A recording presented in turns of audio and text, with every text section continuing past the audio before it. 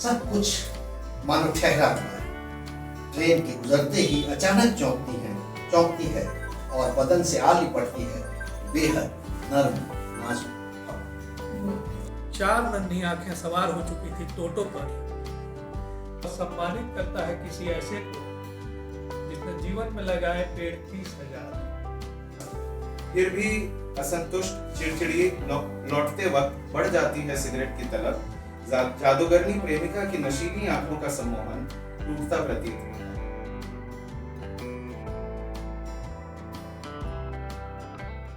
मैंने कविता लिखने की शुरुआत लगभग 90 के आसपास की थी और जो सपने थे, जिस तरह के आदर्श समाज की कल्पना थी या जैसा मुझे पसंद था, जो मैं चाहता था, जिस तरह का समाज, एक लोकतांत्रिक समाज जहाँ हर तरह की बराबरी हो और जहाँ सिक्कों से मनुष्यता को न तोला जाए, तो ऐसा समाज मेरे सपने में था। और जहाँ बाड़ाबंदी ना हो, हर तरह की कोई बाड़ाबंदी नहीं, जाति, संप्रदाय, धर्म, किसी तरह की वर्ग। जब जीवन की जटिलता के बारे में सोचिएगा तो कविता भी आसान चीज़ नहीं है, मगर आसान इस मामले में है कि इसका रिश्ता जीवन के साथ है, भावनाओं के साथ है और हर तरह की भावनाओं के साथ है। हम भावनाओं को अभिव्यक्त करते हैं और भावनाओं को व्यक्त करने की सबसे आदिम कला, प्रवृत्ति कविता है। भैंस बैठी पगुरा रही है, बगुला उस पर बैठा है। घास ने नदी के बीच रेत पर उसके सीने पर अपना आशियाना बना लिया है। कटे हुए फसलों वाले खेतों में हरियाली की चादरें बिछी हैं। चादरों में जड़े जल आईनों के बेतरतीब टुकड़े करते हैं झिलमिल। सब कुछ मानो ठहरा हुआ है। ट्रेन के गुजरते ही अचानक चौंकती है और बदन से आ लिपटती है बेहद नर्म नाजुक हवा। एक दिन अचानक उमस से भरे किसी दिन हवा के ठंडे झोंके की तरह मैं आऊँगा, तुम्हारे तपते सुलगते तन मन पर पहली बारिश की तरह बरस जाऊँगा। किसी अजनबी शहर में, किसी बस अड्डे, किसी रेलवे प्लेटफॉर्म पर भीड़ और इंतजार की ऊब के बीच पीछे से तुम्हारे कंधे पर रखूँगा अपना हाथ। क्या बात! जब हकीकत उलट दे अपने नकाब, जिंदगी के सारे भ्रम टूट जाए, आऊँगा बन के ख्वाब गहरी स्याह रात में जैसे बजता हुआ कोई दिलकश साज। जब किसी रात तारे गिनोगे, फंस जाओगे अतीत की गलियों में, मैं झटके से आऊँगा ख्यालों में, सवालों की पोटली थमाऊँगा। जब तक हम प्रकृति के सानिध्य में थे तब उसमें लय, राग बहुत सहजता से आता था। बाद में काव्य शास्त्र का निर्माण हुआ, उसके अनुकरण पर लिखे गए। लेकिन जैसे प्रकृति किसी बंधन को नहीं मानती है, कविता भी किसी बंधन को नहीं मानती है। जो उलझी है आदम के जमाने से, दुनिया के गोरख धंधे में छुपकर बचने की कोशिश नाकाम। आसान नहीं बचना इस बावरी बयार से, नैनों को भंवर में जो गिरा फिर उसे डूबने की फिक्र क्या। नैनों के भंवर में जो गिरा फिर उसे डूबने की फिक्र क्या। ख्वाब और हकीकत ने अपनी अपनी सरहदें तोड़ दी हैं।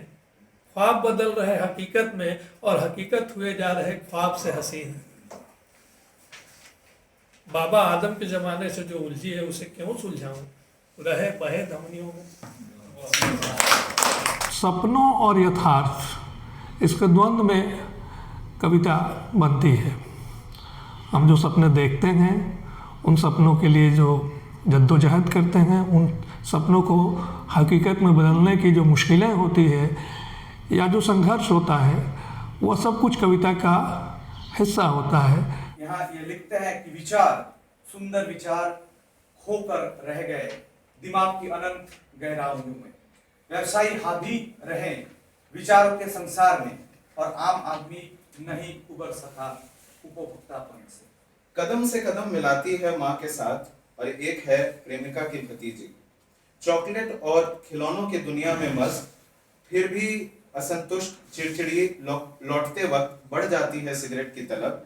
जादूगरनी प्रेमिका की नशीली आंखों का सम्मोहन टूटता प्रतीत होता है। पाठक या श्रोता उसमें अपनी भावनाओं को ढूंढ पाएंगे। ये तभी संभव हो पाता है जबकि यथार्थ और स्वप्न के साथ उसका जो द्वंद्वात्मक रिश्ता हो वो संतुलित ढंग से हो। ऐसी ट्रेजेडी है नीच। 1 करोड़ से अधिक पेड़ों को काट वह सम्मानित करता है किसी ऐसे को जिसने जीवन में लगाए पेड़ 30,000। सैकड़ों बीजों का करके नाश व बीज संरक्षण के लिए राष्ट्रीय इनाम बांटता है और शीघ्र बांझ होने वाले बीजों के हवाले कर देता है खेत। हजारों स्कूलों को तहस नहस कर वो संतरा बेचकर शिक्षा की ज्योति जलाने वाले को सम्मान देता है और आप वाह वाह कर उठते हैं। लाखों को जल जंगल जमीन से बेदखल कर वह सम्मानित करता है तुम्हें जन गायक। कवि अपनी कविता को लेकर कभी संतुष्ट होता नहीं है, क्योंकि जो हम कहना चाहते हैं वो लोगों तक, जिसके लिए कहना चाहते हैं उस तक बात पहुंचने में बहुत सारी जटिलताएं होती है, बहुत सारी बाधाएं होती है। और कवि का प्रयास ये रहता है कि उन बाधाओं से जूझते हुए, पार करते हुए वो बात वहाँ तक पहुँच जाए। जैसे मैं कभी नहीं मानता हूँ कि कविता कोई स्वांतः सुखाय चीज़ है। आप अगर अपनी बात को किसी तक तो पहुँचाना चाहते हैं, अगर नहीं पहुँचाना चाहते हैं तो कविता की ज़रूरत ही नहीं है। आप अपने समय को लेकर कुछ तो कहना चाहते हैं, आप अपने समय से असंतुष्ट हैं, उसे किस रूप में देखना चाहते हैं, क्या चाहते हैं कि उसमें बदलाव हो। अगर यह सब कुछ नहीं है तो फिर वो कविता के भीतर जान नहीं आती है। बसंती हवा की तरह रोको रोको, चलेंगे चलेंगे तभी तो हाथ दिया। आवाज देने वाले से पहले 4 नन्ही आंखें सवार हो चुकी थी टोटो पर। टोटो जो बैटरी से चलती है, शोर नहीं करती, धुआं नहीं छोड़ती, आंखें नहीं जलाती। पर धूल का क्या है, इस इलाके में कपड़ों पर बहुत चिपकती है। जैसे नए सवारी की शर्ट बहुत मटमैली है, जैसे नए सवारी की शर्ट बहुत मटमैली है, वैसे टोटो भी है तो मशीन ही। ब्रेक ज़्यादा कस दिया है, ड्राइवर देता है हिदायत, पकड़ के रखिए। उसे जो छोटा है, भोला भाला मासूम, जो मेरी सीट के बगल खाली जगह में आ बैठा है, उससे जो बड़ी है वो ठीक मेरे सामने बैठ गई है, पर जरा भी स्थिर नहीं है। उसकी आंखें हैं चंचल, होठों पर है शरारती मुस्कान, उंगलियां जादू दिखाने को है बेताब। दोनों की उंगलियों पर अच्छा खासा गुलाबी अबीर चिपका है। मेरे लिए कोई बहुत महत्वपूर्ण बात नहीं है कि मैंने कोई कविता रची है। दुनिया तो नहीं बदली ना, तो वो उसका सफ़र दुनिया बदलने के सपने तक जाता है। लेकिन आप कहिएगा कि भाई इसमें उस तरह का आंदोलनकारी तेवर नहीं है, तो एक तो मैं कई विधाओं में लिखता रहा हूँ और इसमें कविता में वो सारी चीज़ें उस तेवर के साथ नहीं आती हैं। इसमें जो जटिलताएं हैं, जहाँ जिसको हृदय ज़्यादा महसूस करता है, दिमाग नहीं, मस्तिष्क नहीं, तो ये हृदय से के मैंने जो महसूस करता है उससे जुड़ी हुई विधा है मेरे लिए।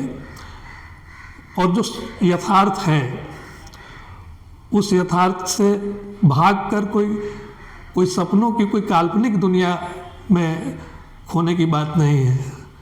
सपना है तो वो मैंने यथार्थ की ज़मीन पर ही है, और सपना है तो एक नए किस्म के यथार्थ के लिए, नए किस्म के सच के निर्माण के लिए है।